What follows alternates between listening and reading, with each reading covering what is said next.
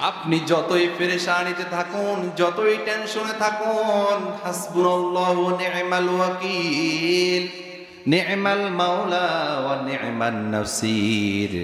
আপনার যদি তাওয়াক্কুল থাকে আল্লাহর উপরে, ওই কঠিন মুহূর্তেও সান্ত্বনা দেওয়ার জন্য একজন আছে না নাই? জবান খুলে বলুন তো তিনি কে? ইমানদারের কোনো পেরেশানি থাকে না যদি তার ঈমান অগাধ পরিমাণ থাকে। আল্লাহ রাব্বুল আলামিন তার প্রিয় হাবিবকে কাছে নেওয়ার পরে মেরাজে যাওয়ার পর থেকে একেবারে আরশ আজিম পর্যন্ত যাওয়ার এই মাঝামাঝি সময়ে বিভিন্ন স্টেপে বিভিন্ন পয়গাম্বরের সাথে দেখা হয়েছে। আল্লাহ রাসূল মসজিদুল আকসা, ফিলিস্তিনের ওই মসজিদ, যে মসজিদটা নিয়ে এখনো ওই ইহুদির বাচ্চারা বিভিন্ন ধরনের সিনেমিনি খেলে, ঠিক না? যে মসজিদটা হচ্ছে মুসলমানদের প্রথম কিবলা, যে মসজিদে স্বয়ং নামাজ পড়েছেন আমাদের নবী মুহাম্মদ, সবাই বলে সাল্লাল্লাহু।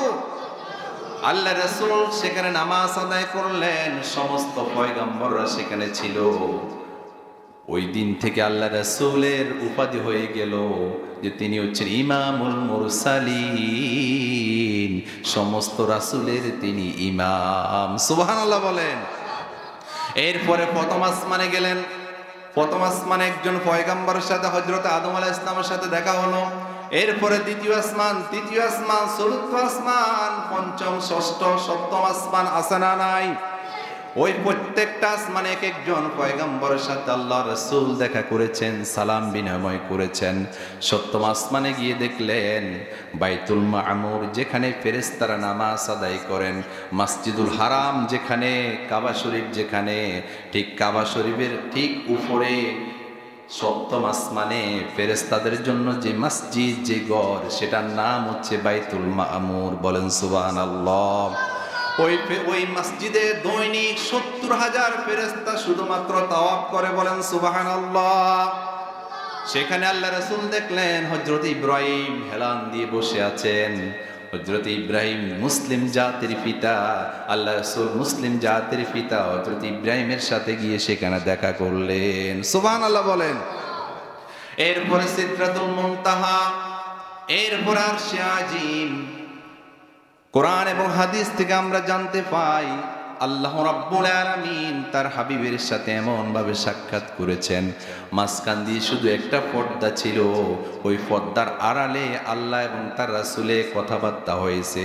আল্লাহ রাব্বুল আলামিন সেদিন সালাম বিনিময় করলেন, আত্তাহিয়াতু লিল্লাহি, সবাই বলুন আত্তাহিয়াতু লিল্লাহি ওয়াস সালাওয়াতু ওয়াত তাইয়্যিবাত, আসসালামু আলাইকা আইয়ুহান নাবিয়্যু ওয়া রাহমাতুল্লাহি ওয়া বারাকাত। সুবহানাল্লাহ বলেন। ওই আত্তাহিয়াতু এখনো নামাজের মধ্যে আছে না নাই? আল্লাহ রাসূল বলেছেন যে ব্যক্তি ৫ ওয়াক্ত নামাজ আদায় করবে, আমি যেভাবে মেরাজে গিয়েছি মুমিনদের জন্য নামাজ হয়ে যাবে মেরাজ। সুবহানাল্লাহ বলেন। তাহলে রাসূলের সাথে কথোপকথন হয়েছে, সালাম বিনিময় হয়েছে। আসার সময় তো আল্লাহ রাসূলকে খালি হাতে ফিরাতে পারেন না। আল্লাহ রাব্বুল আলামিন তার হাবিবকে দুনিয়াবাসীর জন্য, রাসূলের উম্মতের জন্য উপহার হিসেবে ৫০ ওয়াক্ত নামাজ দিয়েছেন। বলুন তো কয় ওয়াক্ত? আরো জোরে বলুন কয় ওয়াক্ত? কিন্তু দুনিয়ার মানুষ পড়ে কয় ওয়াক্ত? ৫ ওয়াক্ত পড়লে তো আলহামদুলিল্লাহ। ৫ ওয়াক্ত পড়ার লোক অভাব নাকি বেশি? কম নাকি বেশি? অনেক কম। যদি কম না হইতো, আমরা যারা আজকে এখানে এসেছি, বলুন তো এই এলাকায় কি মানুষ এগুলা নাকি আরো আছে? তারা যদি মেরাজের শিক্ষা জানতো, নামাজের গুরুত্ব যদি জানতো, আজকের এই আয়োজন শুনে এশারের নামাজ জামাতে পড়া তারা ফরজ মেনে নিত, ঠিক কিনা? কিন্তু তারা তো আড্ডা দিচ্ছে, কেউ বাড়িতে বসে আছে, বলছে এটা তো গুরুত্বই নাই।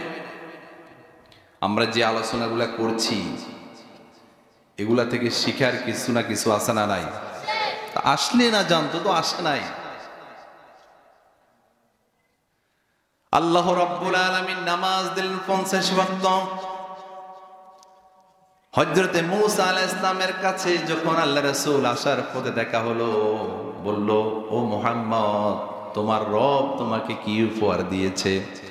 আল্লাহ রাসূল খুশি হয়ে বললেন, আমার রব আমাকে 50 ওয়াক্ত নামাজ হাদিয়া দিয়েছে। সুবহানাল্লাহ বলেন।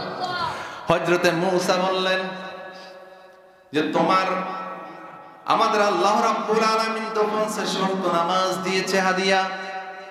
ওহে মুহাম্মদ, তুমি তো জানো না তোমার আমলের শেষ নবীর উম্মত গুলো হবে সবচেয়ে দুর্বল। আমাদের মতো সবল নয়, আমাদের মতো দেহ নয়, ঈমানও আমাদের আগের মানুষের চাইতে দুর্বল নাকি সবল? অনেক দুর্বল। দুর্বল কিনা? পারবে না। আল্লাহ রাব্বুল আলামিনের কাছে গেলেন, কয়েকবার যাওয়ার পরে আল্লাহ রাব্বুল আলামিন কমিয়ে নামাজ দিলেন 50 থেকে মাত্র 5 ওয়াক্ত। জোরে বলুন, কয় ওয়াক্ত? আল্লাহ রাসূল বলেছেন, কেউ যদি দৈনিক 5 ওয়াক্ত নামাজ যথাযথভাবে আদায় করে, আল্লাহ রাব্বুল আলামিন যে 50 ওয়াক্ত নামাজ দিয়েছেন তার আমলনামায় 5 ওয়াক্ত থাকবে না। 5 ওয়াক্ত আদায় করলে নামাজ হয়ে যাবে 50 ওয়াক্ত। সুবহানাল্লাহ বলেন। তার নামাজ পড়ার দরকার আছে না নাই? সালাতে কায়েম করো, সালাতে কায়েম করো, হবে সম্মানী তুমি, হবে জান্নাতি তুমি, দেবেন রোজ হাসরে শীতল ছায়া আর সে আজিম, রব্বিয়াল আলা রব্বিয়াল আযীম। সুবহানাল্লাহ বলেন। নামাজ এমন একটি ইবাদত, বান্দা যখন নামাজে দাঁড়িয়ে যায় তখন স্বয়ং আল্লাহ রাব্বুল আলামিনের সাথে বান্দা কথা বলতে শুরু করে দে। সুবহানাল্লাহ বলেন। তাহলে নামাজ পড়ার দরকার আছে না নাই? শুধু নিজে পড়বো নাকি পরিবারের সবাইকে পড়াবো? এই দায়িত্বটা সবাই নিতে হবে। শুধু আমি একা নামাজ পড়বো না, আমার পরিবারের যতজন সদস্য আছে প্রত্যেক সদস্য নামাজটা বাধ্যতামূলকভাবে আদায় করতে হবে। ঠিক কি না? আপনি এটাই নিশ্চিত করেন আপনার পরিবারের যত সদস্য আছে সবাই নামাজ পড়ে, এটা নিশ্চিত করুন। আল্লাহ রাব্বুল আলামিন আপনার ঘর একটি জান্নাতি ঘর সেটা নিশ্চিত করে দিবেন। বলেন সুবহানাল্লাহ। কিন্তু হতাশ, একজন নামাজ পড়ে পরিবারের 10 জন সদস্য আর 9 জন পড়ে না। এই জাতীয় অসংখ্য পরিবার আছে না নাই? এগুলো ঘর নয়, এগুলো এক একটা জাহান্নামের টুকরা হয়ে গিয়েছে। যেই ঘরে আল্লাহর নাম নেওয়ার মতো লোক নাই, ঘরের মধ্যে স্টার জলসা চলে, জি বাংলা চলে, ডিশ অ্যান্টেনা আছে, ওয়াইফাই আছে, এত বিশাল টিভি আছে, সব কিছু আছে, কিন্তু নামাজের কোনো ব্যবস্থা নাই, নামাজের কোনো কার্যক্রম নাই, কোরআন তেলাওয়াত নাই, হাদিস নাই। এমন কিছু ঘর ওই জমিনে আছে না নাই? এগুলাকে আমরা ঘর বলি না, বরং এগুলা এক একটা কবরস্থান। ঠিক কি না? যেই ঘরে সকালবেলা কোরআন তেলাওয়াত হয় না সেটা মুসলমানের ঘর হতে পারে না, সেটা একটা কবরস্থান। ঠিক কিনা বলেন? অন্য ধর্মের লোকদের ঘরেও কোরআন নাই, মুসলমানের ঘরেও কোরআন তেলাওয়াত নাই, তাহলে ভিন্ন ধর্ম আর মুসলমানদের মধ্যে কোনো পার্থক্য আছে নাকি? আছে।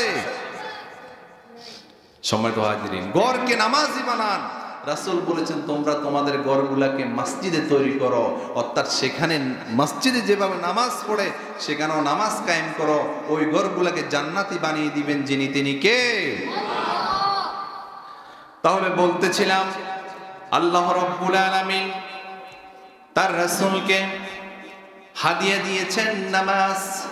এটি এমন একটি ইবাদত যে আল্লাহ রাব্বুল আলামিন তার হাবিবকে এটি উপহার দিয়ে দুনিয়ার মানুষদের জন্য জান্নাতে যাওয়াটা একেবারে সহজ করে দিয়েছেন। বলি সুবহানাল্লাহ।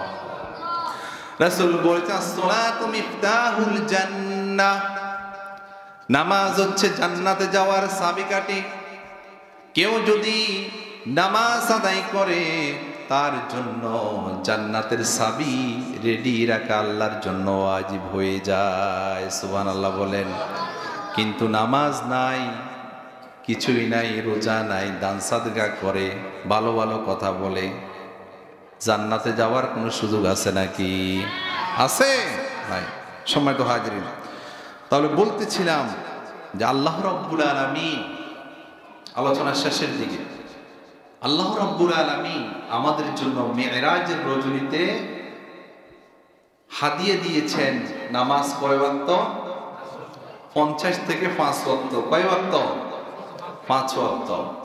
আবার মেরাজ থেকে আল্লাহ রাব্বুল আলামিন যখন, আল্লাহ রাসূল যখন মেরাজ থেকে পৃথিবীতে আসলেন, এর পরেই সূরাতুল বনী ইসরাঈল আল্লাহ রাব্বুল আলামিন নাজিল করে মেরাজে 14টা দফা কর্মসূচি আল্লাহ রাব্বুল আলামিন দুনিয়াবাসীর জন্য দিয়েছেন। সুবহানাল্লাহ বলেন।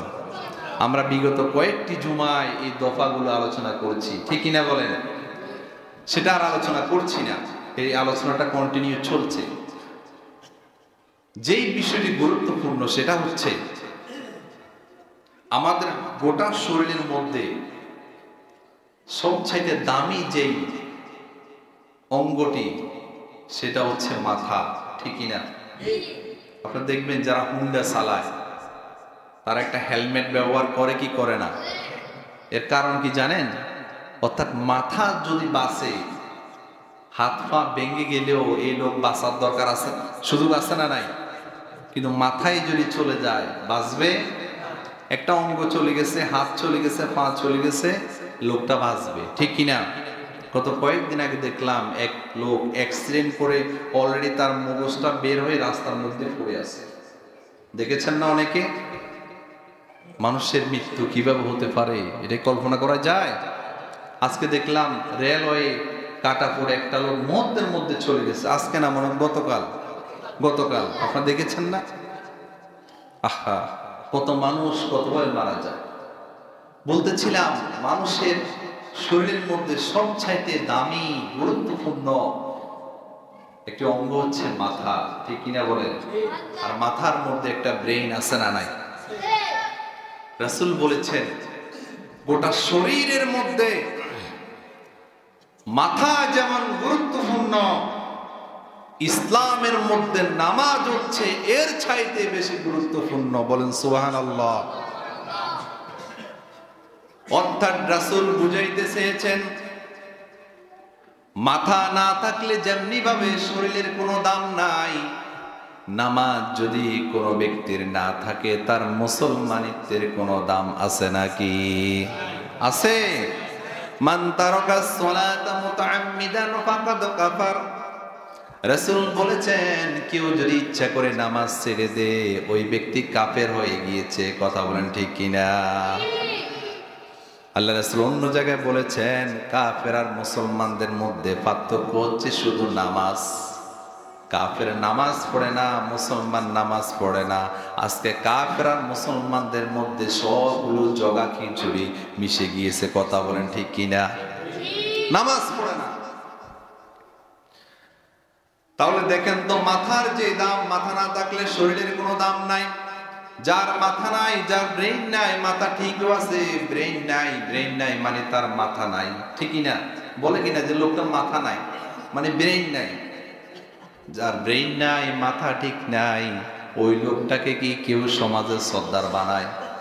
কথা বলে না কেন? বানায়। সমাজের মেম্বার বানায়, চেয়ারম্যান বানায়। এর কারণ কি? ওই লোকটার মাথা মানে ব্রেইন নাই, সে মেন্টাল, সে পাগল। সমাজে কি তার কোনো দাম আছে? ইসলাম কেউ যদি মুসলমান দাবি করার পরে যদি নামাজ না পড়ে তার মুসলমান দাবি করার কোনো দাম নাই। শুধুমাত্র মুখে বলছে আমি মুসলমান, যদি নামাজ না থাকে তার মুসলমানিত্বের কোনো দাম থাকবে না। আসসালাতু মি'রাজুল মুমিনিন, নামাজ হচ্ছে মুমিনদের জন্য মেরাজ। সুবহানাল্লাহ বলেন। সম্মানিত হাজিরিন, আজকের এই আলোচনা থেকে আমরা যেটা শিখতে পারলাম, মেরাজের রজনীর সবচাইতে গুরুত্বপূর্ণ যেই হাদিয়া সেটা হচ্ছে নামাজ। সেটার নাম কি?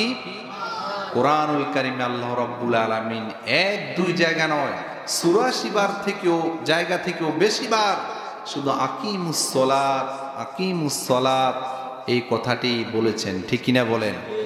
যেই কথাটি বেশি বলেন সেটার গুরুত্ব কম নাকি বেশি? কিন্তু দুঃখের বিষয় আমরা সেটা গুরুত্ব দিই না। আপনাকে আজকে সিদ্ধান্ত নেওয়া লাগবে, যতটুকু হায়াত শেষ হয়ে গিয়েছে এটার জন্য ক্ষমা প্রার্থনা এবং কাজা নামাজগুলো আদায় করবেন। পাশাপাশি আজ থেকে কোনোভাবেই আর নামাজ ছেড়ে দেব না, এই সিদ্ধান্ত নেওয়া যায় কিনা? আপনার দুনিয়ার যত কাজ থাকুক না কেন, সবগুলো কাজ আপনি করছেন আপনার নিজের জন্য, দুনিয়ার জন্য, পরিবারের জন্য, সন্তানের জন্য। কিন্তু কাল কিয়ামতের দিন এই কাজ, এই ব্যবসা বাণিজ্য, এই লেনদেন, এই পরিবারের মায়া মোহাব্বত ভালোবাসা, এগুলা কি কোনো কাজে আসবে? ওই কিয়ামতের কঠিন মুহূর্তে যেটা আমার আপনার কাজে আসবে সেটা হচ্ছে নামাজ, সেটা হচ্ছে কোরআন, সেটা হচ্ছে তাসবিহ তাহলিল, সেটা হচ্ছে জিকির। যদি এগুলা না থাকে, শুধু দুনিয়ার জন্য পেরেশানি থাকি, তাহলে কিয়ামতের দিন দুনিয়ার এই পেরেশানি, লোভ লালসা কিছুই কাজে আসবে না। কাজে আসবে শুধুমাত্র আমার নামাজ, ঠিক কিনা? সম্মানিত হাজরিন, তাহলে আজ থেকে সিদ্ধান্ত নেব যার কোনোদিন নামাজ ছেড়ে দেব না। আল্লাহ কবুল করেন, বলি আমিন। আপনার পরিবারকে আপনি ঠিক করবেন, কারণ আল্লাহ বলছেন কু আনফুসিকুম ওয়া আহলিকুম নার। তুমি নিজে জাহান্নাম থেকে বাঁচো, তোমার আহলকে বাঁচানোর দরকার আছে না নাই? আপনি সকালবেলা মসজিদে আসেন, আপনার পরিবারকে ঘুম থেকে উঠিয়ে দিবেন। আপনার ছেলে, আপনার পুত্রবধূ, আপনার নাতি নাতকুর যারা নামাজের বয়স হয়েছে, আপনার এটি কর্মসূচি থাকবে যে আমি অবশ্যই সবাইকে নামাজ পড়াটা 100% কনফার্ম করব। পরিবারের জন্য যা ব্যয় করেন, যা টেনশন করেন, এটা কোনো কাজে আসবে না। এই টেনশনটা করেন সবাই নামাজি হয়ে যাক, দেখবেন আপনার পরিবারে কোনো অভাব থাকবে না, কোনো সমস্যা থাকবে না, পেরেশান থাকবে না। কারণ সবাই যখন আল্লাহকে সেজদা দেবে, তখন ওই ঘরের জিম্মাদারি স্বয়ং আল্লাহ রাব্বুল আলামিন নিজেই নিয়ে নেবেন। বলেন সুবহানাল্লাহ। আপনি সকালবেলা নামাজ পড়বেন, প্রত্যেককে বলবেন যে একটু একটু হলে কোরআন পড়ার জন্য। করা যায় কি যায় না? কোরআন সবার হাতে হাতে ধরিয়ে দিন, না থাকলে কিনে দিন, না জানলে পড়ার ব্যবস্থা করুন। আপনি নিজে জানলে শিখে সবাইকে নিয়ে বসুন, একটু একটু পড়ো, না পড়তে পারলে একটু উল্টিয়ে দেখুক। আল্লাহ রাব্বুল আলামিন বলছেন ইন্না কুরআনাল ফাজরি কানা মাশহুদা, সকাল বেলার কোরআনটা কিয়ামতের দিন বান্দার জন্য সাক্ষী হয়ে যাবে। বলেন সুবহানাল্লাহ। তাহলে এই কাজগুলো করা যাবে তো ইনশাআল্লাহ। আল্লাহ রাব্বুল আলামিন আমাদের আজকের এই মাহফিলকে কবুল করেন, বলে আমিন। আমরা যতক্ষণ সময় দিয়েছি, কাল কিয়ামতের কঠিন ময়দানে এই সময়টা যেন আমাদের নাজাতের উসিলা হয়ে যায়। বলেন আমিন। সম্মানিত হাজিরিন, আমি যতটুকু আলোচনা করেছি, প্রথমত আমাকে এবং আমাদের সবাইকে এই বিষয়ের উপরে যেন আমরা আমল করতে পারি, অটল থাকতে পারি। দুনিয়াতে যতদিন হায়াত আছে আল্লাহ রাব্বুল আলামিনকে যেন সেজদা দিতে পারি, আল্লাহ যেন সে তৌফিক দেন। বলি আমিন।